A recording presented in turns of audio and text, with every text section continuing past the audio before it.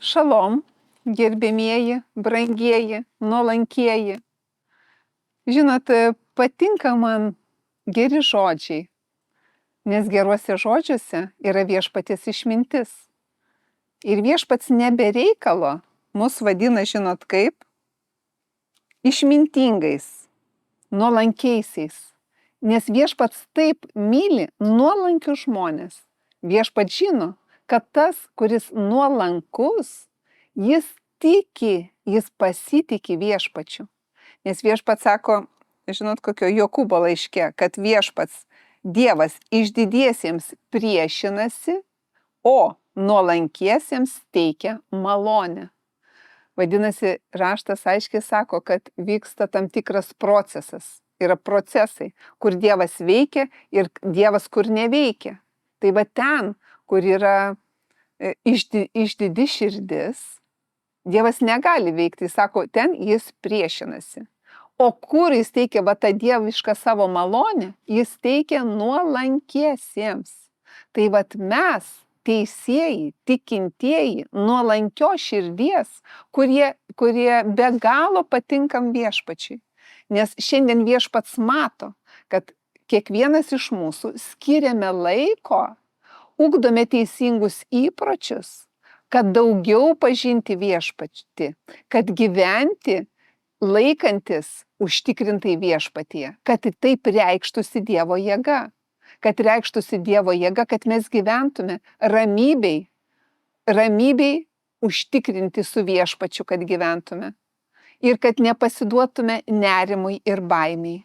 Ir tam reikia nuolankumo. Viešpats sako, nes išdidus žmogus pats galvos, kaip, kad ir pilna yra problemų, tą susitvarkysiu, tą taip padarysiu, kol neprieina tam tikro taško, kad supranta, kad nieko nebegali padaryti. Ir tik tada ir dar ne visada vis dėlto pradeda ieškoti viešpaties.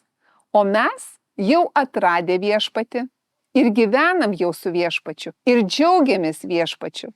Ir tikime ir žinome, kad Dievo jėga reiškiasi mūsų gyvenime.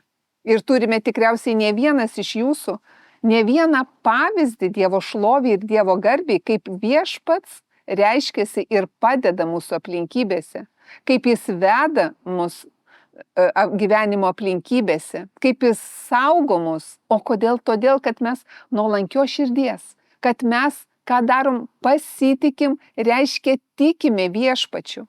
Kad mes kalbam taip, kad Dievas sako, kalbam, nes mes žinom, kad žodžiai yra forma, kuri formuoja gyvenimą. Aš kalbu tai, ką kalba Dievas, nes aš esu nuolankios širdies. Man nereikia galvoti, kad aš čia pats toks protingas ir viską žinau daug geriau ir iš kur čia, čia ir apie Dievą pilna yra žmonių, kurie netiki arba prakomentuoja 100 kartų ne taip, kaip Dievas sako. Ir tai yra išdidi širdis. O Dievas aiškiai sako, kad teikia malonę. Tai reiškia tai, ko nenusipelniau, ko neužsitarnavau, prie ko nieko neprisidėjau. Dievas man va tą duoda. Duoda visišką ramybę mūsų širdžiai. Duoda. Tik tai aš turiu pasiimti, o aš pasiimu, kai mąstau ir priimu tai, kad Dievas dėl manęs padarė. Priimu, tikiu, vertinu, dėkoju Jėzui. Dėkoju, kad jis mane išgydė, išlaisvino, aprūpino mane. Jis yra mano aprūpintojas. Aprūpintojas sveikatos, aprūpintojas santykių, aprūpintojas visko, ko reikia, kaip Dievo žodis ir sako, ko reikia gyvenimui ir dievotumui. O dievotumą ugdyti aš turiu pats sąmoningai skirti laiką, gilinti, žiūrėti, ką mano ausis girdi, kad aš būčiau lėtas kalbėti, o greitas klausyti. Man reikia gilintis ir suprasti ir suvokti, kaip man reikia elgtis. Elgtis viešpats sako taip, kaip verta viešpačiui. Tu turi elgti žmogau, ne kaip tau patinka, ne kaip tu nori, ne kaip tau atrodo lengviau ir geriau, nesmerkti kitus žmonės pagal savo supratimą ar emocijas, bet taip viešpats sako, elgtis kaip verta viešpačiui. O viešpats aiškiai sako, kad taip elgis su kitu, kaip norėtum, kad su tavim elgtųsi. Vat vienintelė taisyklė, numeris 1, ir visiems labai aiškiai suprantama, kaip kitam noriu pasakyti arba ką kitam noriu padaryti, iškart prisimenu, ar aš noriu, kad su manim taip pasielgtų, ar aš noriu, kad man taip pasakytų.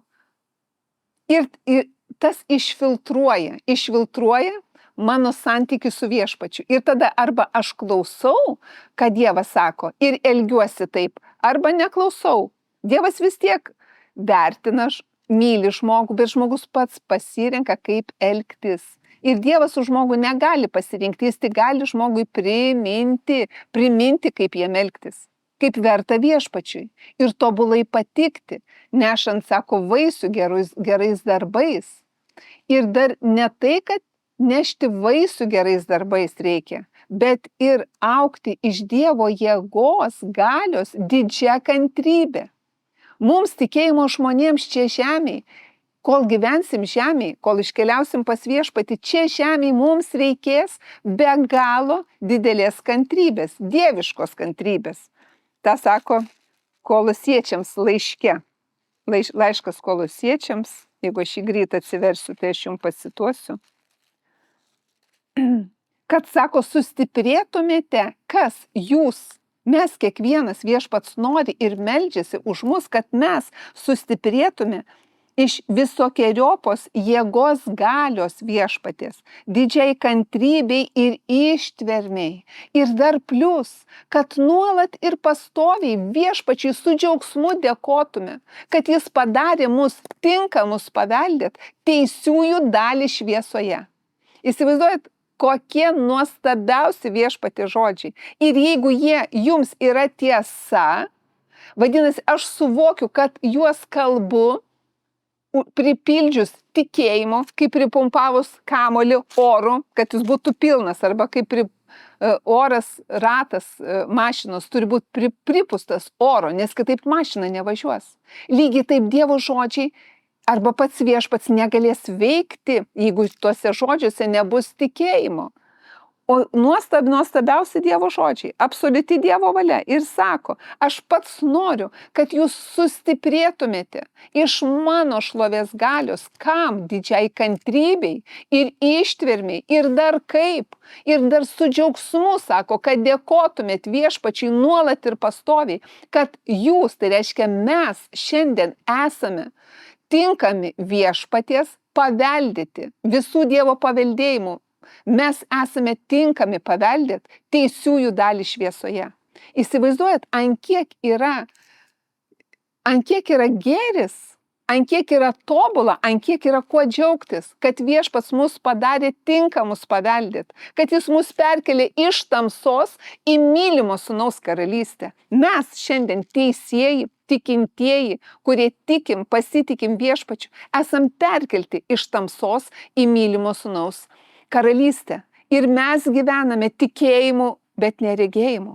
Nes jūs jau žinote iš praeitų laidų ir skaitydami raštą, romiečiams laiške rašo, tai yra korintiečiams, 2 skyriuje, kad tai, kas regima, yra laikina, o tai, kas neregima, yra amžina. Dievas toliau tvirtina, kad jo žodžiai yra amžini, kad pats Dievas ir jo žodžiai nesikeičia. Plius, kad Dievo žodžiai atlieka darbą tam, kam yra siunčiami. Įsivaizduokit, jūs meldžiatės pats už save ar už savo artimus žmonės ir viešpats patvirtina, kad sako, dabar kai meldiesi, tai reiškia kalbi mano pačio žodžius, kalbi užtikrintai, suvokdamas, kad tai yra tiesa, tie žodžiai negrįžta tušti, bet jie atlieka darbą tam, kam yra skiriami. Jeigu tu kalbi pats savo, meldiesi už save ir nekalbi problemų ir nesąmonių, o kalbi tai, kad Dievas tau sako, savo žodžius, palaiminimus viešpatį, vadins, tie palaiminimai veikia dabar mano gyvenime. Jeigu aš kalbu į kitą žmogų, meldžiuosi už kitą žmogų, aš tikiu, kad tie žodžiai dabar atlieka darbą to žmogaus gyvenime. Nežiūrint į tai, kur yra šiuo metu žmogus, už kiek tūkstančių kilometrų. Aš žinau, kad mano žodžiai pripildyti tikėjimo, jie atlieka darbą to žmogaus, už kurį aš meldžiuosi gyvenime. Ir kartu pasimelskime. Padėkokime viešpačiui. Vat malda, jau ne vieną kartą mes praktikavome ir dar kartą. Kas yra malda ir tikėjimas, kai aš sakau viešpatė, aš dėkoju tau viešpatė, kad mano namai tarnauja tau viešpatė, mano vyras, mano vaikai, mano anūkai, mano kiti artimieji tarnauja tau viešpačiui. Nežiūrinti tai, jeigu taip šiandien dar nevyksta. Bet aš kalbu tai, kad Dievas sako, kad aš tikiu, kad jie keičiasi, kad viešpatė tau nėra nieko neįmanomo. Aš tikiu, kad žmonės keičiasi už tuos, už kuriuos aš meldžiuosi. Aš dėkoju tau. Plius aš viešpatė vertinu ir branginu tave ir tuos žmonės ir plius meldžiu siųs savo darbininkus į tų žmonių gyvenimo kelią. Pjūtis didelė, darbininkų maža. Aš žinau, kad tau nėra nieko neįmanomo ir tu siunti darbininkus į to žmogaus gyvenimo kelią. Ir tas žmogus girdi tiesą ir ta tiesa jį išlaisvina.